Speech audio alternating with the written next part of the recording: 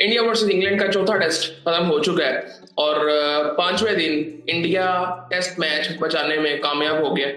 सो अब अगर मैं पर्सनली अगर देखूं तो मुझे ये अप्रोच, मुझे लगता है कि रिजल्ट्स आने चाहिए टेस्ट मैच के, वरना उसका जो मजा है generally as a cricket fan वो रहता नहीं है। लेकिन अगर देखा जाए इंडिया ने जिस तरह से क्रिकेट खेली है डे 5 पे, वो सेव करना है उनके लिए जीत है। लेकिन आइडियली अगर मैं टेस्ट क्रिकेट को देखूं, सो आई थिंक टेस्ट क्रिकेट में रिजल्ट्स का आना बड़ा इंपॉर्टेंट है।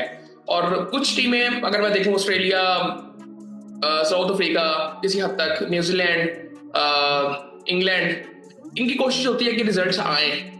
सो आई थिंक रिजल्ट्स आने भी चाहिए। इवन पाकिस्तान की अगर बात करें, इवन इंडिया भी ऐसे करता है, इंडिया की भी अप्रोच होती है। लेकिन ये इस सीरीज में मुझे कई दफा ऐसे लगा कि बहुत डिफेंसिव अप्रोच है। रोहित शर्मा जब कप्तानी करते थे, वो उनका वो चीज नजर आती थी कि जहां पे वो मैच को बिल्कुल साइड पे करना चाहते थे अपनी बैटिंग से। लेकिन यहाँ पे इस सीरीज में अगर देखें तो डिफेंसिव अप्रोच नजर आई है। इस मैच में भी आई है, दूसरे मैच में भी आई थी, और वो दोनों मैच, पहला दूसरा मैच तो जीता है इंडिया, लेकिन ये वाला मैच इंडिया ड्रॉ करने में कामयाब हुआ। आज असल में हुआ क्या है, अब कल बैटिंग कर रहे थे केएल राहुल और शुभमन गिल। केएल राहुल ने 90 रन बनाए, 103 रन बनाए शुभमन गिल ने। फिर उसके बाद वॉशिंगटन सुंदर आए और फिर रविंद्र जडेजा आए। इन दोनों ने भी शो किया। ऋषभ पंत नहीं आए, पता नहीं वो पूरी तरह से फिट थे कि नहीं थे, लेकिन ये दोनों आए और फिर आगे किसी की जरूरत पड़ी नहीं और पूरा दिन इन्होंने बैटिंग की। फिर 425 रन बनाए 143 ओवर्स में। और बॉलिंग की अगर मैं बात करूं इंग्लैंड की, तो इतनी कोई खास मैं क्या बात करूं इसके बारे में। अब क्रिस वॉक्स ने 23 ओवरों में 67 रन दे के 2 आउट किए, 4 मेडन है, एक आउट किए आर्चर और बेन स्टोक्स ने। इंग्लैंड को भी यहाँ पे थोड़ा सा देखना पड़ेगा कि उन्होंने पूरे दिन में सिर्फ 2 आउट किए। आई थिंक उनको थोड़ा सा देखना पड़ेगा ये कि उनको पिचेस, अब पिचेस की जो बात की जाती है, आइडियली यहाँ पे हर चीज को सपोर्ट मिल रही होती है इंग्लैंड में, स्पिनर्स को भी मिलती है, बैट्समैन को भी मिलती है और फास्ट बॉलर्स को भी मिलती है। लेकिन अब यहाँ पे अगर देखें रिजल्ट्स नहीं आ रहे, सो ये इंग्लैंड के लिए आई थिंक सक्सेस है ही नहीं। रिजल्ट्स अगर इंडिया के हक में भी होते तो फिर भी आई थिंक इंग्लैंड की अप्रोच ऐसी होती है कि हम खेलें ऐसे कि जहां पे रिजल्ट किसी ना किसी तरफ आए। उनकी कोशिश तो बिल्कुल होती है कि उनकी तरफ आए, लेकिन रिजल्ट्स आने जरूरी हैं।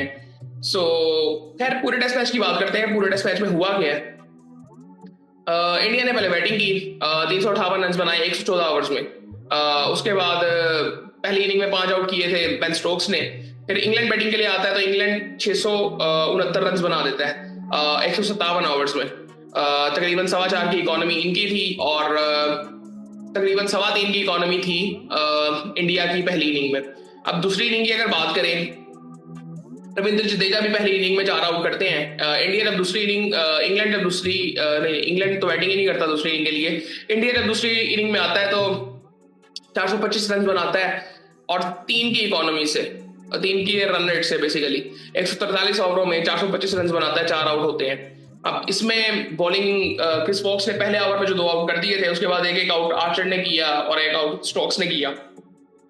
ये सूरत हाल थी। मैं अगर इस पूरे मैच को देख रहा हूँ तो मुझे तो बोरिंग फील हो रही है ये स्टैट्स देख के सिर्फ, कि इतना बोरिंग मैच था। बीच में इंटरेस्टिंग वहां पे हुआ था जहां पे इंग्लैंड ने बैटिंग की, दैट्स इट। और कुछ ना बॉलिंग में कुछ इतना खास किसी ने कुछ किया है, कोई इतना वो मजेदार वो चीज ही नहीं थी। खैर आई थिंक आइडियली ऐसे मैचेस नहीं होने चाहिए। मैं नहीं समझता इस चीज को ऐसे मैचेस होने चाहिए, बट इंडिया ने सेव किया, उनके लिए बड़ा बेहतर है कि रिजल्ट्स अभी मतलब ये सीरीज ओपन है कि अगर अगला मैच इंडिया जीत जाता है तो 2-2 से बराबर हो जाएगी ये सीरीज, और अगर इंग्लैंड जीता है तो 3-1 से बराबर हो जाएगी ये सीरीज। ये सारी चीजें पॉसिबल हैं और इसके अलावा आई थिंक कोई इतनी खास कोई बात नहीं है। मुझे लगता है बात करने वाली है ही नहीं इस टेस्ट मैच के बारे में कोई इतनी ज्यादा, सब कुछ सामने है। इतना बोरिंग मैच था कि 5वें दिन के लिए कुछ था ही नहीं। 5वां दिन और ज्यादा बोरिंग हो गया था इस लिहाज से कि इंडिया ने इसको ड्रॉ किया। आइडियली मैं एज अ क्रिकेट फैन बात कर रहा हूँ, लेकिन अगर आप इंडिया की तरफ से देखोगे तो बिल्कुल इंडिया ने ये मैच को सेव किया है और बड़ी जबरदस्त बैटिंग थी दोनों की तरफ से। लेकिन इंडिया के लिए जो पॉजिटिव्स थे वो वॉशिंगटन सुंदर का शो था, जडेजा का शो था, स्पेशली सुंदर का शो था कि जो उसने इस प्रेशर में आके शो किया और इंडिया के लिए मैच को सेव किया, और ये आगे जाके इनके लिए काम आएगा। लेकिन यहाँ पे ना इंडिया को थोड़ा सा देखना पड़ेगा कि इंडिया को टेस्ट क्रिकेट खेलनी किस तरह से है। अब आप पिछले 1 साल पहले जब रोहित शर्मा कप्तानी कर रहे थे, तब तक तो आप कहते थे कि हम अग्रेसिव अप्रोच से जाएंगे, प्रॉपर सिचुएशन के मुताबिक बैटिंग करेंगे, सब कुछ उस तरह लेके चलेंगे। लेकिन यहाँ पे अब अप्रोच इंडिया की बिल्कुल डिफरेंट है। काफी डिफेंसिव अप्रोच रही है ओवरऑल ऑल मैचेस में। दूसरे मैच में और इस मैच में तो साफ नजर आया है, और उस अप्रोच की वजह से अब इंडिया के हाथ में रिजल्ट्स गए हैं। वो कहते हैं ना, जब आप जीतते हैं तो सारा कुछ कारपेट के नीचे चला जाता है और आप उससे कुछ सीखते नहीं है। जीत से कुछ सीखा नहीं जाता, हार से सीखता है इंसान। सो जीत में भी काफी गलतियां होती हैं, तो आई थिंक ये सारी चीजें देखने वाली हैं। बाकी आई थिंक देखते हैं 3 दिन बाद तीसरा 5वां टेस्ट मैच भी शुरू हो जाएगा और देखते हैं उसमें क्या होता है। सो बाकी फिर आपसे बात होती है।